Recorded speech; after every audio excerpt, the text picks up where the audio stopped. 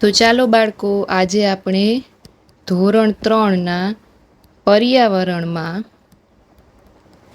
13મો પાઠ આવ્યા છીએ, જેનું નામ છે આપણી લાગણીઓની ભાગીદારી. આગળના 12 પાઠ આપણે પૂરા કરી લીધા છે. એ બધા વિડીયો તમને મારી ચેનલમાં જ મળી જશે, તો એ જોઈ લેજો જે લોકો આજે પહેલી વાર જોતા હોય. બરાબર, ચાલો. હું સીમા, હું 3જા ધોરણમાં ભણું છું. મને શાળાએથી પાછા આવીને ઘરમાં 2 માણસો સાથે વાતો કરવી ગમે છે. તમને ગમે ને છોકરાઓ? શાળાએથી પાછા આવો એટલે મમ્મી પપ્પા સાથે વાતો કરો, દાદા દાદી હોય તો એમને બધી વાતો કરો કે તમારી શાળામાં જે શું કરાવ્યું, શું લેશન આપ્યું છે, બરાબર, પછી શું ગેમ્સ રમાડી, બધી તમે વાતો શેર કરતા હો. તેઓને મારી વાતમાં મજા પડે છે. પહેલા વ્યક્તિ મારા દાદીમાં છે. તે હંમેશા મને સાંભળવા ઉત્સુક હોય છે. હું શાળાએથી આવું તેની તેઓ રાહ જુએ છે. શું કે છે સીમા? કે સૌથી પહેલાં મારા દાદીમાને બધી વાતો કરું. હું શાળાએથી આવું એમ કે છે ત્યારે એ રાહ જોતા હોય છે. તે ઘરડા છે. અવારનવાર એમને પીઠનો દુખાવો રહે છે. મારા દાદી સરખું જોઈ કે સાંભળી શકતા નથી. રોજ સવારમાં મારા પિતાજી તેને મોટેથી સમાચાર વાંચીને સંભળાવે છે. તે બાકીના બધા કામ જાતે કરે છે. જો કોઈ તેમની મદદ કરવાનો પ્રયત્ન કરે તો દાદીમાં નારાજ થઈ જાય છે. બરાબર, એ બધાય પોતાના કામ જાતે જ કરે છે. શાકભાજી સમારવા દાદીને પસંદ છે. તેઓ કહે છે કે આજકાલના છોકરા જાણતા જ નથી કે શાકભાજી કેવી રીતે કપાય છે. મને વાતો કરવી ગમે એવી બીજી વ્યક્તિ છે રવિ.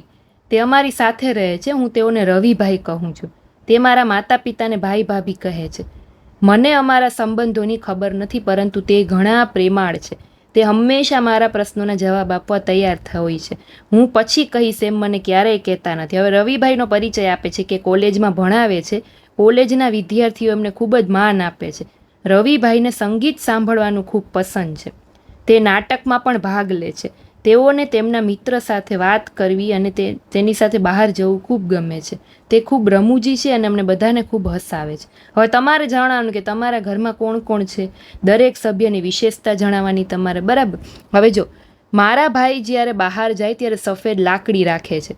તેમને ઘરમાં ફરતા જોઈ કોઈ કહી શકે નહીં કે તેઓ જોઈ શકતા નથી. તેઓ જો આંખે આંધળા છે એટલે હાથમાં લાકડી રાખે છે. તેમને તેમના બધા કામ જાતે જ કરવા ગમે છે. જો કોઈ તેમની ઈચ્છા વિરુદ્ધ તેમની મદદ કરે તો એમને ગમતું નથી. જ્યારે પણ એમને મદદ જોઈએ ત્યારે તેઓ મદદ માટે કહે છે. ભાઈના થોડા વિદ્યાર્થીઓ એમની પાસેથી પુસ્તકો લઈ જાય છે. આ પુસ્તકને વાંચી અવાજ રેકોર્ડ કરી ભાઈને આપી જાય છે. કેમ કે જોઈ તો શકે નહીં, વાંચી તો શકે નહીં. રવિભાઈ શું કરે? રેકોર્ડને સાંભળે. ભાઈ પાસે બીજા ઘણા બધા પુસ્તકો છે. આ પુસ્તકોના પાના જાડા અને એમાં ઉપસેલા ટપકાની હાર છે. તે ઉપસેલા ટપકા ઉપર આંગળી ફેરવીને વાંચે. જે લોકો બ્લાઇન્ડ હોય, આંધળા હોય, એ લોકો માટે અલગ પુસ્તકો આવતા હોય.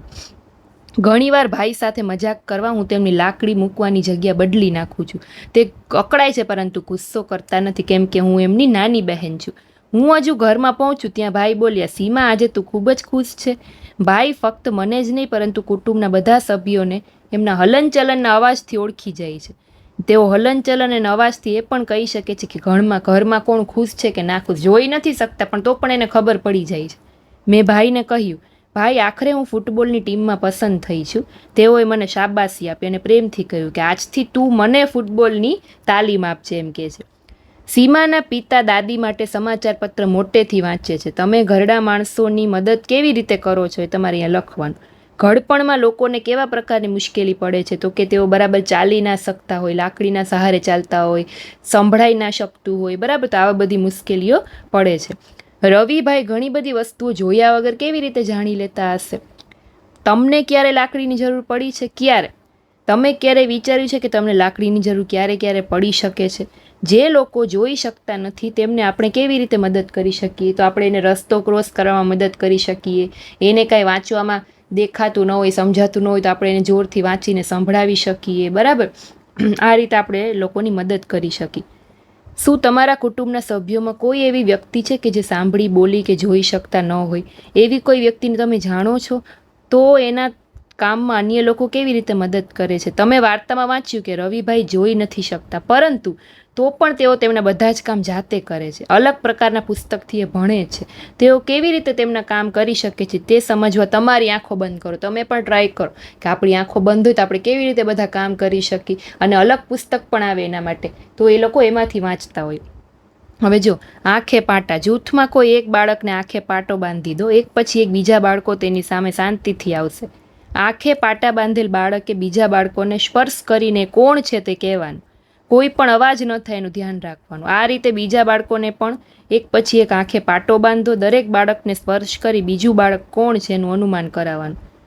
કેટલા બાળકો બીજા બાળકોને સ્પર્શ દ્વારા ઓળખી શકે છે? આવી રમત તમે પણ રમી શકો. સ્પર્શ કરીને કહી દેવાનું કે આ તમારો ભાઈબંધ છે, કયો ભાઈબંધ છે કે કઈ બેનપણી છે, બરાબર? એવી રીતે. તમારા મોઢામાં કેટલા દાંત છે? તો કે આપણા મોઢામાં ટોટલ કેટલા દાંત હોય? 32. વર્ગમાં કયા બાળકને સૌથી વધારે દાંત છે? લખવાનું. તમે ફક્ત સ્પર્શ દ્વારા કેટલી વસ્તુ ઓળખી શકો છો? કયા માણસોને તમે તેઓના ચાલવાના અવાજ દ્વારા ઓળખી શકો છો? તમે સુગંધ દ્વારા કોઈ વ્યક્તિ તમારી નજીકમાં છે અનુમાન કરી શકો? કોઈ પરફ્યુમ કે સ્પ્રે લગાડતો હોય તમને ખબર પડી જાય કે આ પરફ્યુમની સુગંધ છે, આ જ વ્યક્તિ લગાડે છે, બરાબર? જે લોકો જોઈ શકતા નથી તેમના માટે વાંચવાની ને લખવાની એક વિશેષ રીત હોય છે, એને બ્રેઇલ લિપિ કહેવાય. શું કહેવાય? આંધળા લોકો માટે. તે જાડા પેપર ઉપર ઉપસેલા ટપકા હોય છે. એ ટપકા અડી અડીને એ લોકો વાંચી શકે. ઉપસેલા ટપકા હોય એને બ્રેઇલ લિપિ કહેવાય. એક કાચ પેપર લો, એના ઉપર જાડું ઊન અથવા જાડો દોરો દબાવી આકાર બનાવો. આ આકાર ઉપર મિત્રને આંખ બંધ કરી કાગળ ઉપર હાથ ફેરવવા કહો. આ રીતે આકારની ઓળખ સરળ છે કે મુશ્કેલ એ જોવાનું. પછી કાગળનો જાડો ટુકડો લો, એના ઉપર સોય અથવા પરિકરની મદદથી એક લીટી બનાવવાની. પછી એના ઉપર નાના અંતરે બિંદુ બનાવવાના. એટલે શું થશે? તો કે કાગળ પાછળની બાજુ ઉપસી આવશે. પછી આંખ બંધ કરીને અડવાનું, પછી જોવાનું કે તમે સમજી શકો છો. એને કહેવાય બ્રેઇલ લિપિ. જો આવી રીતે ડોટ ડોટ વાળી હોય આ બ્રેઇલ લિપિ, ઉપસેલા ટપકા હોય. લુઈસ બ્રેઇલ ફ્રાન્સના હતા. તેઓ જ્યારે 3 વર્ષના હતા ત્યારે તેમના પિતાજીના ઓજાર સાથે રમતા હતા. એકાએક કોઈ અણીદાર સાધન તેમની આંખને વાગ્યું. તેમણે આંખો ગુમાવી. લુઈસ બ્રેઇલને ભણવામાં ખૂબ રસ હતો. દેખાતું નહોતું છતાં એમણે હાર ન માની. એની આંખ ફૂટી ગઈ છતાં પણ એને ભણવામાં બહુ રસ હતો. એઓ વાંચવા અને લખવા માટે અલગ અલગ રીતે વિચારવા લાગ્યા કે હવે મારી આંખ ફૂટી ગઈ છે તો મારે આગળ કઈ રીતે અભ્યાસ કરવો. તેઓને જણાવ્યું કે સ્પર્શ અને અનુભવથી તો વાંચી શકાય છે. એટલે એને વાંચવા લખવાની આ રીતને બ્રેઇલ લિપિ તરીકે ઓળખાય છે, બરાબર? લુઈસ બ્રેઇલ જેને શોધ્યું હતું.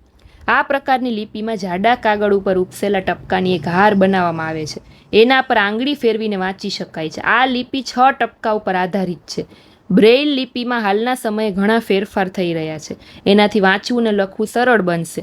બ્રેઇલ છે હવે કમ્પ્યુટરની મદદથી પણ લખી શકાય છે. તો આ હતું સરસ મજાનો, જે લોકો જોઈ નથી શકતા એ લોકો માટે ખાસ કરીને પાઠ હતો. તો તમારા ફ્રેન્ડ સર્કલને શેર કરજો વિડીયો. ફરી પાછા આપણે 14મા પાઠમાં મળીશું. ત્યાં સુધી બાય બાય છોકરાઓ.